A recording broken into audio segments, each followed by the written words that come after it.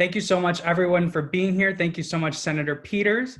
Thank you to Senator Rosen and to Congressman Deutch for being here with us today. So excited to have this conversation with the Jewish community here in Michigan about the upcoming election and really the stakes that we all know that is going to be here in November and really ongoing as we are voting right now in Michigan. I believe you're voting in Nevada and Florida as well. This is such an important time for us, the final real push before Election Day. I'm Noah Arbit. I'm the founder and chair of the Michigan Democratic Jewish Caucus. I'm so excited to be here with many folks who have joined our organization since we got started in March. As I've always said, I think there is no more important time than right now for us not only to organize as Michiganders, and as Democrats, but as Jews on behalf of our community and the values that we share. So thank you so much for taking the time out of your day to be with us to talk about some really important issues. First, I'd like to introduce our fantastic Senator, Gary Peters, who is running for his second term in the United States Senate. Gary serves as the ranking member of the Senate Committee on Homeland Security and Governance Affairs. Is that right? Did I get that right? Government Affairs. Government Affairs. Thank you. And then we have Senator Jacky Rosen, who is the first former synagogue president elected to the United States Senate. She went from, 2 Jews, 3 opinions to 100 senators, a bunch of opinions. So we're so excited to have Senator Rosen here from the great state, the Silver State of Nevada. And then we have Congressman Ted Deutch from the great state of Florida with us to talk about all of these important issues. So thank you again so much for taking the time. And without further ado, I'll put it over to Senator Peters for some opening remarks. Well, thank you, Noah. Thank you for organizing this event, but probably more importantly, thank you for just being an incredible leader of this organization. You have really, as I say, grabbed the bull by the horn, so to speak, and leaned in heavily, understand how important it is to be engaged in democratic politics and to get our wonderful and vibrant Jewish community in Michigan engaged as well in these important issues. So I appreciate that, and we're expecting big things from you over many, many years. So thank you, Noah, for all that you do. And I'm also very pleased to have 2 of my colleagues with me. Jacky Rosen from Nevada. Jacky is an amazing member of the U.S. Senate. She's also leaned in aggressively, and I have the privilege of working with her not just as a member of the U.S. Senate, but she's on the same committee with me on Homeland Security and Government Affairs. Brings a wealth of knowledge to that committee. Her background is particularly in cybersecurity issues and IT, and I know Jacky will agree with me. Perhaps our biggest national security threat is cyber, and we need to lean in heavily as a committee. And to have her expertise on the committee is invaluable, and it certainly helps us deal with a major threat for Michigan as well as around the country. And I'm really happy to have Ted Deutch, a representative from Florida. Ted and I have friends going back to my days in the House. He is an amazing member of Congress as well, passionate about issues and how we bring our relations with Israel to make sure that there are strong relations there and that we understand that Israel is in a very dangerous part of the world and is a democracy that needs to be defended and a key ally for us in that area. Ted is also, I will say, we know he loves Florida inside and out, but he is a proud graduate of the University of Michigan, and we are so proud to have him as part of alumni from this network of Michigan graduates that are around the country. So Ted, thank you for being with me here today. As Noah mentioned, a lot is at stake in this election coming up. Michigan is a key battleground state. I think we all realize that the country is watching what happens here. We're a battleground state in the presidential race, an absolute must win. I think it's impossible to be president of the United States if you don't win Michigan, just the way the Electoral College is structured, and will continue to be the central focus of that race right to the end. That also means my U.S. Senate race is a very high-profile race. I'm one of 2 Democrats in a state that Donald Trump won. We knew right from the get-go they would be coming aggressively after me, given the fact that this is a state that Donald Trump needs to win as well. So they'll be pouring resources in, and that's exactly what we are seeing. In fact, Mitch McConnell and his group, over the next 2 weeks, I think over $9 million they're dumping into negative, false ads against me. The Republican Senate Committee, another 3 or 4. I've got a super PAC. Betsy DeVos's family is pouring money in. We just learned today another super PAC is coming in. And the ads that they're putting up are false. In fact, every fact checker, Polyfact, all these other groups have all called them, let me say, they've called them false, they've called them demonstrably false, or they've called them smears. I mean, and a number of other names. In fact, it's interesting, one of the Republican folks, Truscott, Mr. Truscott, who worked with John Engler and is a communications guy, he was recently asked about these false ads and what he thinks. And he basically said, quote, "It doesn't matter if they're false. All that matters is if they stick." So they're not even pretending like they're putting out truth. I mean, they're admitting that these are false and they're going after me. And, I'm proud of my record in the Senate, passing legislation, being ranked one of the most effective and most bipartisan members of the U.S. Senate. And actually now, in terms of bills that I've written and passed, over the last 2 years, I've written and passed more bills through the U.S. Senate than any other senator, either Democratic or Republican. And we're going to continue to lean in for the folks in Michigan and issues that are important. I'll mention one issue at the start, and I think probably Senator Rosen will engage in this too, because it's within our Homeland Security Committee. And given what we just saw happen here in Michigan with the plot to kidnap our governor, and the fact that we have these anti-government groups that are out there that want to sow chaos, want to disrupt government. And unfortunately, it's a disturbing trend. It's not just folks who are anti-government. These are groups that are also anti-Semitic. These groups are white supremacist. And this is all insidious ideology that we have seen increase. In the Homeland Security Committee, we're focused on dealing with domestic terrorism and how do we protect the homeland from these domestic terrorists. And unfortunately, this is a growing trend that we're seeing across the country. Certainly, we always are concerned about foreign terrorism, and we need to continue to be focused on that.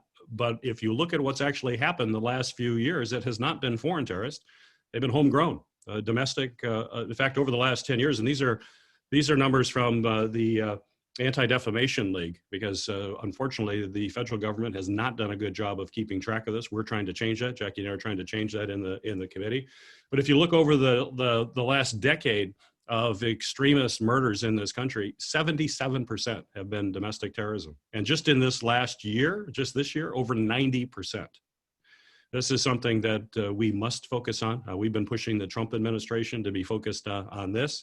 They have not done it to the extent that I or Jacky are satisfied with. I'm sure Ted the same way. I speak for them.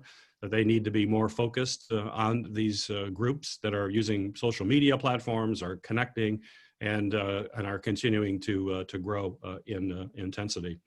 So we have to take a two-pronged approach to it. One, we have to find who they are, root them out, and certainly very pleased with the actions of the FBI working closely with the Michigan State Police to be able to track down and stop a plot against our governor. That has to continue, and we have to strengthen our local law enforcement to be engaged in this. Certainly the Department of Homeland Security plays a role in this and providing intelligence, but ultimately it's going to be local law enforcement that will be the front end of that, and how do we strengthen those kinds of relationships to be able to stop these from happening. But we also have to protect the folks as well. And I've worked closely in a bipartisan way to increase funding to provide security grants for places of worship. And many synagogues in Michigan now have accessed these resources. We need to continue to do it.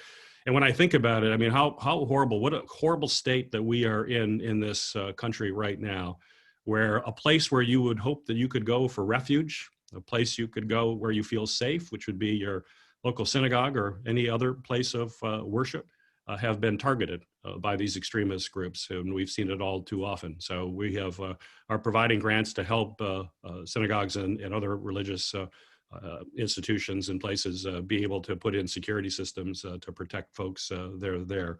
We're certainly going to continue to do that. We've also moved legislation forward that will hopefully get passed to track this data more and take a more robust effort as we go forward.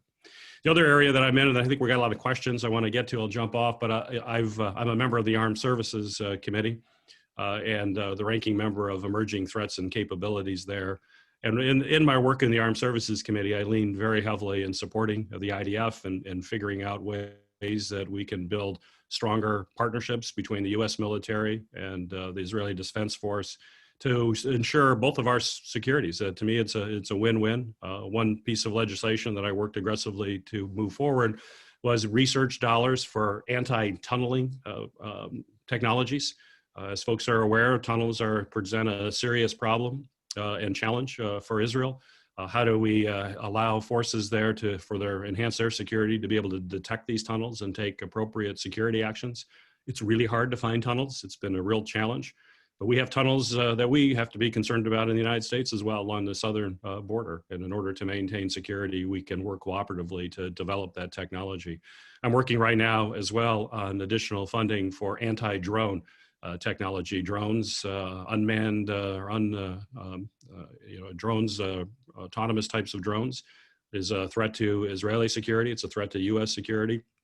They're also difficult to defend against, and we can work with amazing scientists and researchers in Israel working with U.S. folks to be able to fully develop that technology. And I also just recently put into the IDF, or into the National Defense Authorization, creating a work group in high-tech development for defensive weapons, particularly using artificial intelligence to strengthen our ties between our two countries, but understand that our interests are tied. So I want to cover those. I know there will likely be other questions on other topics coming up, and I look forward to taking that and hearing from you. Again, talking about just how important this election is. We have to win. That we're at a real pivotal moment in our history, and I'm just so pleased to be joined by two of my outstanding colleagues. So I'll turn it back over to you, Noah. Thank you so much, Senator. Senator Rosen, would love to have you talk about your work. Well, thank you, Noah. Thank you, Gary, Ted, for being here. Of course, for those of you who don't know me, I'm proudly serving my first term in the Senate from the great state of Nevada. I am actually I think I'm the only person who worked as a computer programmer, actually coding away. That's what Senator Peters, what Gary talked about. I did that for a living. I'm also the third Jewish woman to be in the United States Senate. And in my philanthropy life, I am the only former synagogue president to be elected to the United States Senate, and proud of all three. And they all inform me every day. And I'm, like I said, so proud to be here with Gary, with Ted, the work that they do, the kind of leaders that they are. And for all of you that are here on the call today, I hope more than anything that you, your family, your friends are staying safe, staying smart, healthy, wear your masks, and that's the job number one right now. And, you know, to have the three of us on today, I was thinking about this as Gary was speaking. Michigan, Florida, Nevada, battleground states. This is where the election is going to be won this year. And keeping Gary in the United States Senate matters. It matters because who he is. He's effective. He's bipartisan. He's kind. He's thoughtful. He's someone that you can count on to listen. He serves his state and his country with compassion, intelligence, and dignity. And so for all of you, you are so lucky to have him, actually two great senators in Michigan. Of course, Gary's the one that's up this time, but what they do and how they serve our nation, incredibly important. And what happens in our three states is going to make a difference in 20-some days. And of course, we know that the election feels different. There's a lot of issues on the ballot. I know we're going to get to a lot of questions today. There's not too much going on, is there? But each one of you on this call, you're all here for really personal reasons. You wouldn't be here if it wasn't personal. Whether you care about anti-Semitism, whether you care about climate change, healthcare, pandemic, economy, education, we are all so much more than one thing. It's all interconnected. I know that all of you care, and that's why you're spending your time here today. And electing Joe Biden and Kamala Harris to the White House, it's only one step. We have to flip the Senate too. We have to undo the hurtful policies that President Trump and his enablers have done, and what they've enacted. And we must keep the senators we already have. And that's why you're here. That's why I'm here, because I want to keep Gary. I want him to be chairman of our Homeland Security Committee. That's the title I'd like to call him. Next time. We want him to continue what he's doing. He's just been such a great friend and such a great ally on that committee, and so many more. And he spoke a little bit about what we did a couple weeks ago. We talked with the Postmaster General, I guess talking, if you want to call it that. We had a lively conversation, all of us, with the Postmaster General and how that impacts the election. And just a few weeks ago, more pertinent to what we might be talking about today, is the FBI director testified that white supremacists pose the most lethal threat to our homeland, the most lethal threat to our homeland. And of course, we saw firsthand last week when the militia group that were planning to kidnap, possibly execute a governor in these United States of America. It is beyond frightening, and it should be beyond frightening to all of us for so many reasons. And you know, Gary really understands the dangers of rising anti-Semitism, the dangers of bigotry in our nation. When I approached my colleagues, I formed the first ever bipartisan task force to combat anti-Semitism in the Senate. It's never been done before. Gary was one of the senators to join. Our friend Ted Deutch, of course, head of the House task force to combat anti-Semitism. And so we are partners together in that. Gary, of course, as well, is a co-sponsor of the Never Again Education Act. That was signed into law earlier this year. That, of course, promotes Holocaust education, funded teacher training through the Holocaust Museum. As ranking member of our Homeland Security Committee, like he noted before, he secured those bipartisan efforts to protect houses of worship from violent attacks. And Gary, we have to keep him there in that spot. He is so amazing in fighting all forms of hate, and particularly in anti-Semitism. And of course, the Jews on this call and around the country and around the world know that there is an alarming rise. I can tell you ADL keeps updating the statistics in anti-Semitism. I think K through 12, the rise was about 70% in the last few years of attacks on kids. And from kids to kids, teachers to kids, terrible, terrible. And of course, in Europe, we've seen political movements on the rise, coming out boldly, without shame, without sometimes repercussion for some time now. And of course, we've seen the anti-Semitic violence here, from Charlottesville to Poway, Pittsburgh. We've seen swastikas painted all across our country. We've seen cemeteries destroyed. We see attacks on our students just for the fact that they are Jewish at universities. Here in Nevada, we had anti-Semitic comments written on a notebook of a rabbi's young daughter. I think she was in junior high at the time.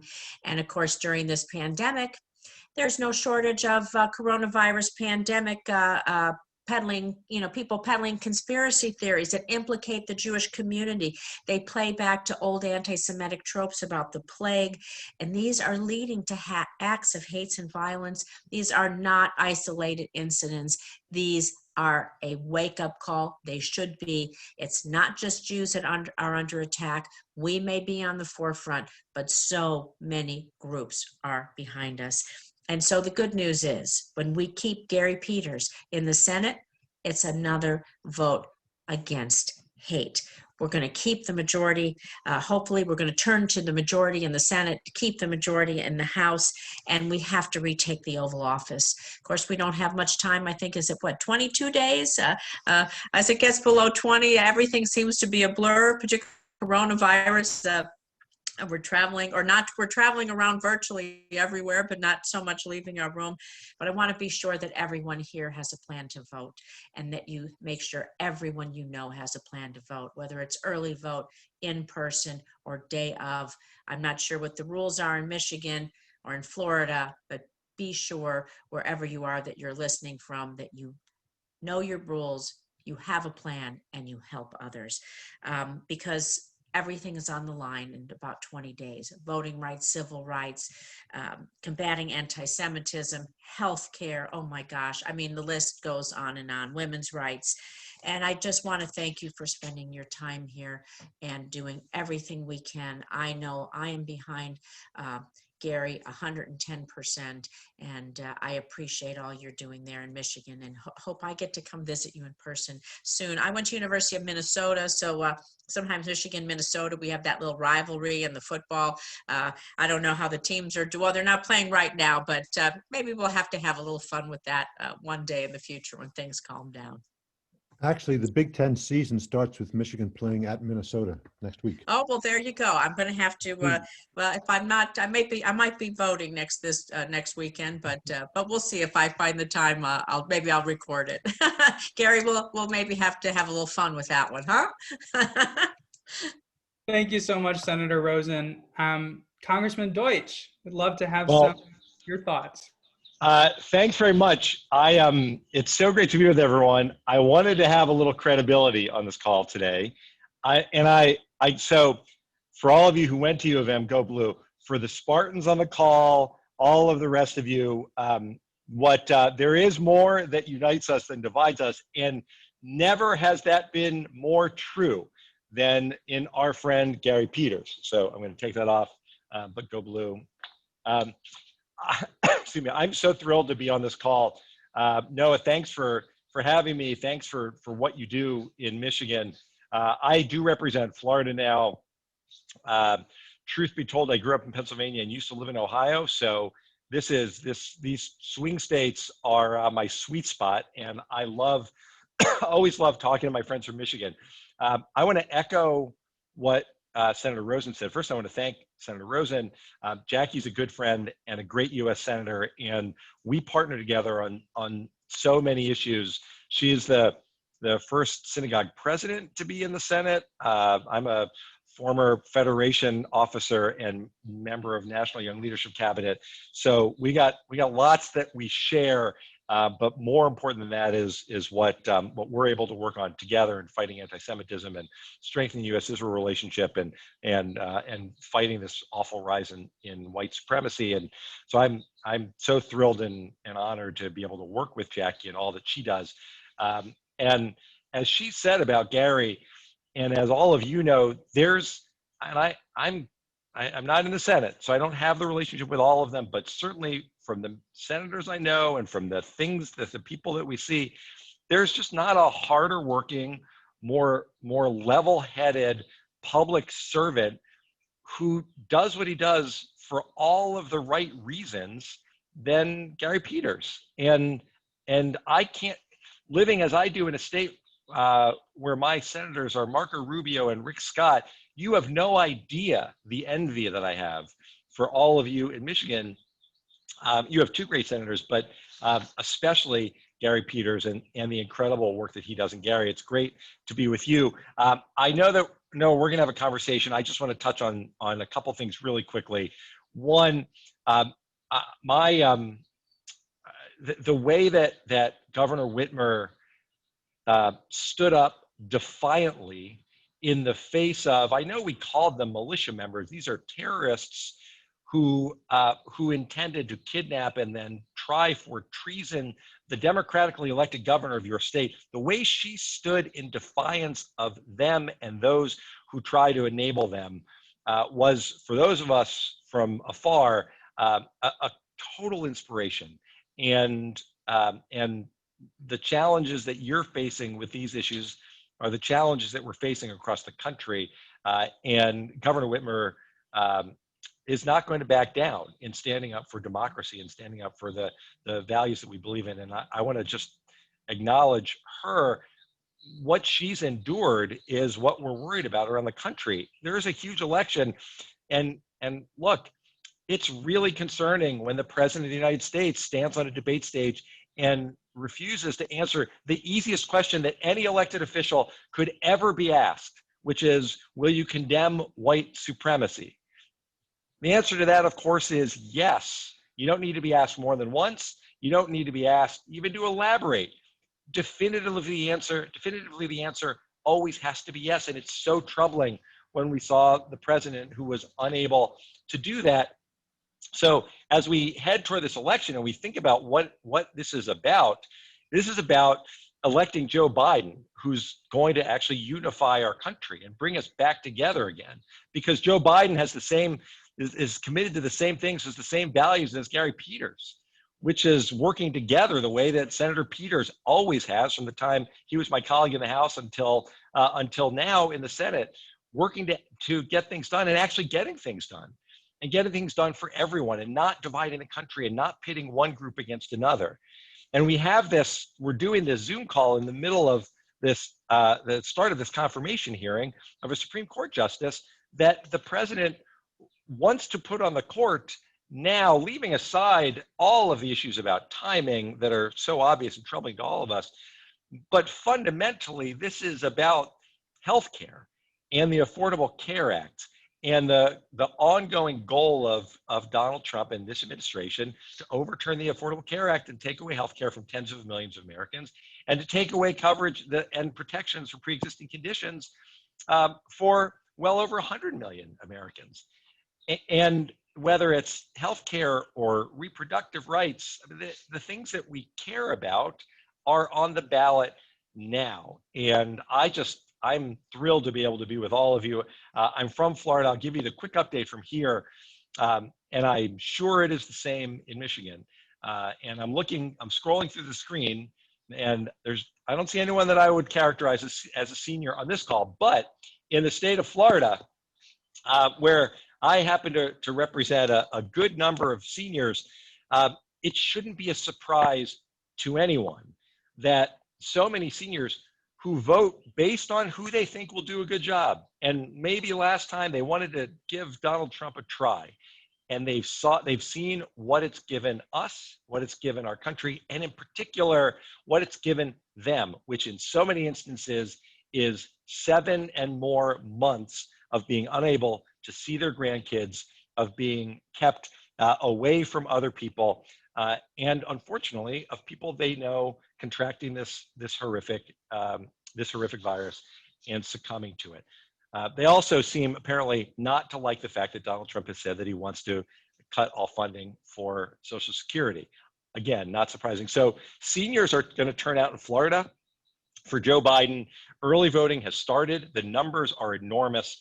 We are full speed ahead. Vice President Biden is going to be in South Florida tomorrow, and we can't wait to have him and to welcome him here. And I'll finish where I started, which is just to say thanks, Noah, to you, to Senator Rosen, my friend Jacky, and especially to your great Senator Gary Peters. All of you on this Zoom play an incredibly critical role in ensuring that Michigan is a Biden-Harris state, and of course, you're the key in making sure that Gary Peters returns to the Senate, and with Jacky's help and the work that's being done around the country, returns to the Senate as a chairman who will be able to get even more done for all of us. And I'm so grateful to have this opportunity. Thanks. Thank you so much, Congressman. Thank you to our senators here today. Now we're going to jump into our Q&A session. If you have any questions, pop them in the chat to me, and we'll get started. First, on the subject of intensifying anti-Semitism, which is, has really been the cornerstone of my work with the Michigan Democratic Jewish Caucus. And I think, it's something we've all seen and faced, just, on an average day. There are two primary ways that folks have really assessed it. One, that the past 4 years have drawn into stark relief, just the sheer amount of hatred against Jews, and frankly, other groups as well, as Senator Rosen noted, which was previously hiding in the shadows, but is now, able to be, out there. And two, that elements in our political life, from the president's hateful and incendiary rhetoric, to other leaders, particularly, though, of course, not exclusively on the right, have actually mainstreamed and heightened this phenomenon. So Senator Rosen, can you address which of these two assessments you believe, has it always been there, or is this something, new that's, really aggravated right now because of politics? And, can you also discuss your work, as you briefly mentioned, founding the Senate Bipartisan Task Force on Combating Anti-Semitism? And Senator Peters, you already touched on this a bit, could you walk us through your work combating domestic terrorism and white supremacy, particularly in light of, as we've discussed, the recently foiled, heinous terrorist plot against our Governor Gretchen Whitmer? Well, Noah, thank you. I will, it's a big topic. We could be here all day, but I will tell you that one thing that I think you hit the nail right on the head. I don't know if it's because of social media that things are, more people are able to connect in nefarious ways in dark corners of the internet, and feel normalized about what they believe. And so with a president, with an administration, and with others that are in leadership, not condemning these things, with enabling them, with allowing them to get away with this, it becomes more normal. And so when someone says, well, there's good people on both sides, no, there are not good people on both sides. There are not good people on both sides when this is a group, a militia group we'll talk about, that wasn't anti-Semitism against your democratically elected governor, Whitmer, to try her and execute her. There are not, it is not, they're not good people here.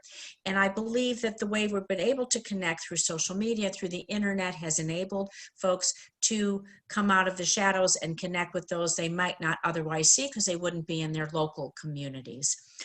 With that being said, when I got to the Senate, I realized that, of course, in the House, we have the wonderful bipartisan task force to combat anti-Semitism. There had never been one in the Senate. And so I decided to start one. What does that mean? It means that I can pull people together. There's about 40 members now. You have to join Democrat and Republican. So I don't want anyone, this is a bipartisan, this nonpartisan issue. Hate is a nonpartisan issue because when you're the target, no one says, are you Democrat or Republican? They just hate you for whatever reason it is they hate you, whether you're Jewish, whether you're Black, whether you're LGBTQ. And so we have to realize that these aren't partisan issues of hate.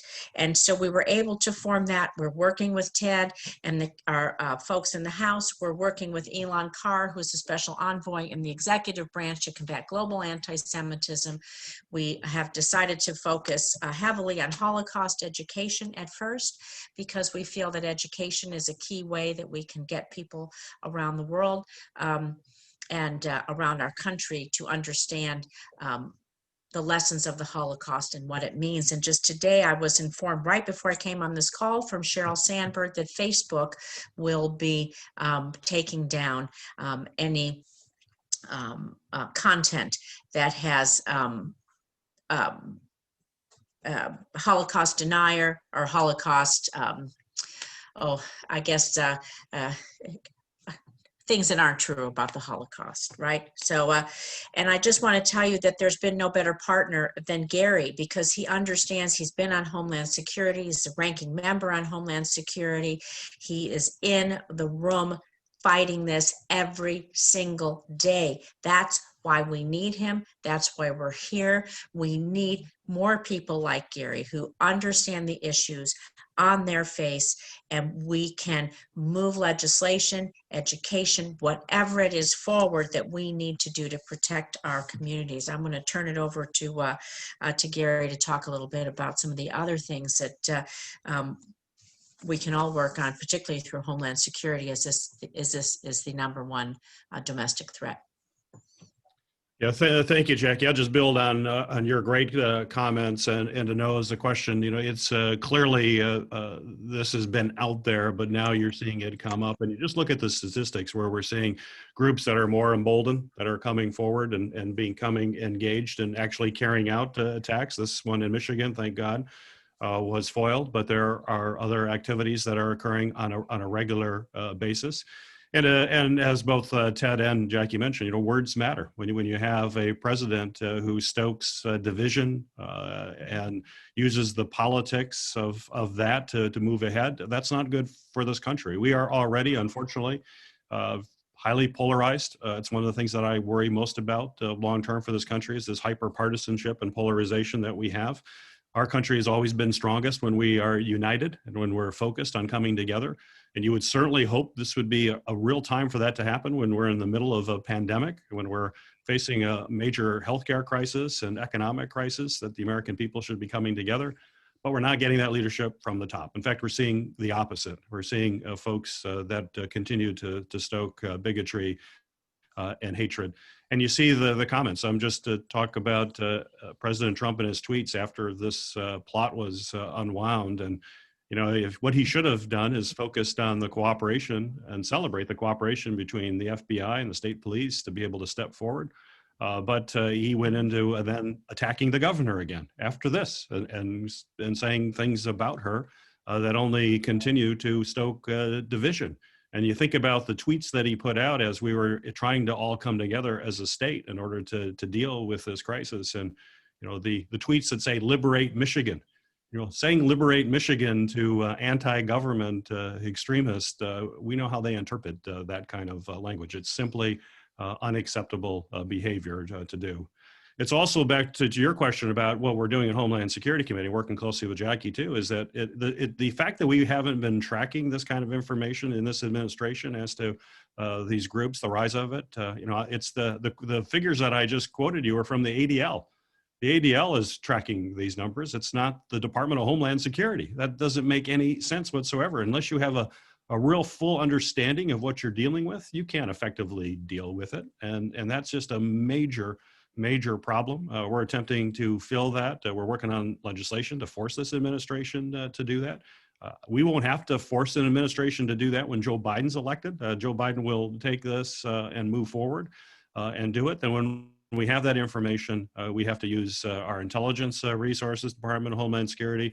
Jacky mentioned Facebook taking down information. We're going to have a hearing, I believe, in a week or two, with the CEOs of each of the major social media companies in the Commerce Committee, which I serve on. These are going to be questions that I will be asking, because if you look at this plot against the governor, it started with social media. They started connecting with each other in social media, then moved to encrypted communications. We've got to get a better sense of how that's happening, how these groups are forming, how they're communicating, and be able to use good old-fashioned intelligence to save lives, and also form stronger relationships with our local law enforcement. I mentioned that in the beginning, is that ultimately it's local law enforcement that'll be there responding immediately before an attack, hopefully to intercept any kind of information, for example, before there's an attack on a house of worship, to try to preempt that. It's not an easy task. It requires a real focus. It requires considerable intelligence resources, but it literally will save lives. And save lives, and also it'll prevent the kind of chaos that many of these folks hope to sow as a result of their terrorist activities. So we need to put more resources into the number one threat. As Senator Rosen mentioned in our assessment, we had both the FBI director and the then acting Secretary of Homeland Security that said this is the major terrorist threat in this country, is domestic terrorism. And it's clear we are not dedicating sufficient resources to it. And when I'm chair, I'll be working with President Biden, and we will change that dramatically. But we have to get through this election. We have to win. That's right. Thank you so much to both of our senators. Now, not to put you on the spot again, Senator, but one of the issues in this election that I think none of us really expected it to be, but unfortunately, with the death of Justice Ginsburg, it has become a big issue. Is the Supreme Court. And as Senator Rosen mentioned, the first judiciary hearings for Amy Coney Barrett are taking place right now. And we all know the Supreme Court has, incredibly high stakes for this election. It really can't be understated, from the future of the Affordable Care Act, voting rights, free and fair elections, reproductive health. And on that note, I'm not gonna ask you to discuss it here, but Senator Peters, you have an incredibly powerful story that just came out this morning in Elle magazine about your personal experience with abortion. And I just want to commend you. And I think it was such a brave and important piece, and really just as such a testament to your leadership. And I highly recommend everyone read it, and we can send it out after. But it is really important. And I'd love if you could just briefly, highlight your top line thoughts on the Supreme Court process, as well as the stakes for these critical issues. Well, you're right. No, the stakes could not be higher for this Supreme Court nominee. And to think that this is happening while we're in the midst of an election, as Ted mentioned, people are voting in big numbers in Florida right now. They're voting in big numbers here. The last number I saw was Friday. I think roughly 870,000 people have already voted here in Michigan. The fact that we're engaged in voters, and voters, in my mind, should have a say as to who the president will be to nominate the Supreme Court nominee. Let the voters ultimately decide, and the Senate that would confirm that nominee. Just to put it in perspective, we've never confirmed a Supreme Court nominee past July of election year in the entire history of this country. This is unprecedented, what we're seeing right now. And also another bit of history, and this is the second shortest time. Justice Ginsburg passed roughly 40 days prior to the election. The shortest was 30 some days, and that happened when Abraham Lincoln was the president. And what did Abraham Lincoln do? He said, "I will not appoint a Supreme Court justice because we are too close to an election. The people of this country should have a say in that nominee." That's Abraham Lincoln. Now, of course, Abraham Lincoln has a memorial in Washington, and he is on Mount Rushmore. He is an amazing person who represents the best of what it is to be president. And we all know there is no way whatsoever we could possibly compare our current president to that. But that's what we're seeing is just a pure power play here against not allowing the people of the country to speak. You mentioned the Affordable Care Act. I think, and Congressman Deutch mentioned that as well, is that is clearly, we know by the writings of this nominee that she thinks it is unconstitutional. That case will come up shortly after the election. When that's thrown out, we better make sure that we have folks in the Congress and in the Senate that are going to make sure we're pushing forward legislation to make sure that people don't lose their coverage. It's going to be critically important that you're electing folks that will stand up for the notion that it is a right to have quality, affordable health care in this country, something I'm passionate about. But you mentioned the issue of reproductive freedom. Clearly, we also have a justice who has basically written that Roe versus Wade should be overturned. So for the first time, that's always been a risk, and the reproductive freedoms for women, and to me, which are basic health issues as well, basic health issues, is now threatened in a way it hasn't been for decades. That is what's happening. I appreciate you mentioning the Elle story today about an issue. I won't go into the details in time here, but it was a health issue for me with my first wife, a child that we wanted. Things went bad medically. She could have died, and we were denied the type of treatment necessary because of politics, which then forced us to take a different direction. Eventually, we were able to deal with the medical emergency that we had, but no family should have to go through what we did, and unfortunately, far too many families do it.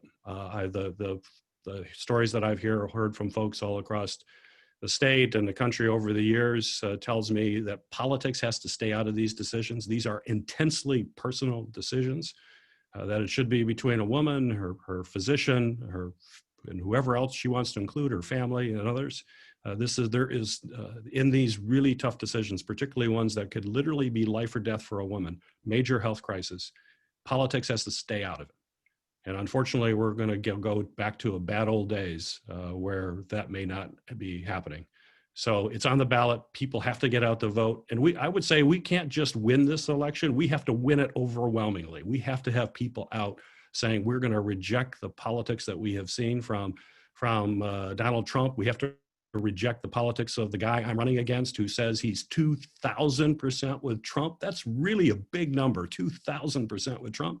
Who calls the Affordable Care Act a monstrosity. We have to win, and we have to win big. Thank you, Noah. Absolutely. Thank you so much for that, Senator. And on that note, mentioning John James, I just want to say that John James is not the right candidate for our Jewish community. It is very clear that Senator Gary Peters is the only candidate that actually has our interests at heart and is actually going to fight for our community. And, he has the receipts to back it up. So, any lies that, and this is from the chats, folks have mentioned some of the lies that they've seen on TV from these ads, any lies that you hear from that campaign, the only ally that you have is sitting right in front of you right now. So thank you so much for that. You know, you've always been our champion ever since you were in the state Senate. So thank you so much. And I'm so sorry for everyone that we didn't get to ask their question, but we are running out of time. Let me ask one real brief question to Congressman Deutch, if you don't mind, which is about foreign policy. And we only have a couple minutes for this, but you know, it's an issue I think that's really important to our Jewish community, not only in Michigan, but across the country. You know, the way the current administration has run foreign policy, abandoning our allies and cozying up to dictators, you know, has been frankly nauseating for a lot of us. You know, it's contrary to our values. So what do you see as the, you know, few top priorities of a new administration, you know, with particular attention to our alliance with Israel? Well, no, you've hit it already. This administration, by choosing to go it alone, to step away from our commitment to international organizations, to step away from the leadership that America has always provided on the world stage, led by our values, led by our commitment to democracy. When we've chosen to withdraw, and at the same time have a president who has started arguments with and raised questions about our long-standing alliances from the EU to NATO, pulling out of the Paris Accords time and time again, stirring things up with the allies that we should be leading, and instead cozying up to President Xi and Putin and Erdogan and Duterte. We could go on and on. We have to reestablish our leadership in the world, and Joe Biden, given his long history of traveling the world, he's going to come into office with better relationships with heads of state, leaders from around the world than anyone has in history, and that's what we need right now. For our community, and I chair the Middle East subcommittee, I spent a lot of time working on the U.S.-Israel relationship.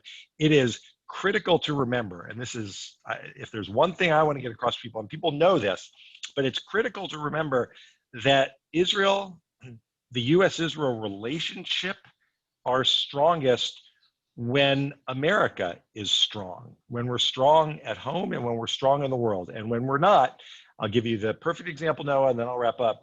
What happens is what we just saw happening over the past 2 weeks at the United Nations. The president went to the UN first to try to extend the arms embargo against Iran because it's the right thing to do, and we in Congress encouraged them to do it.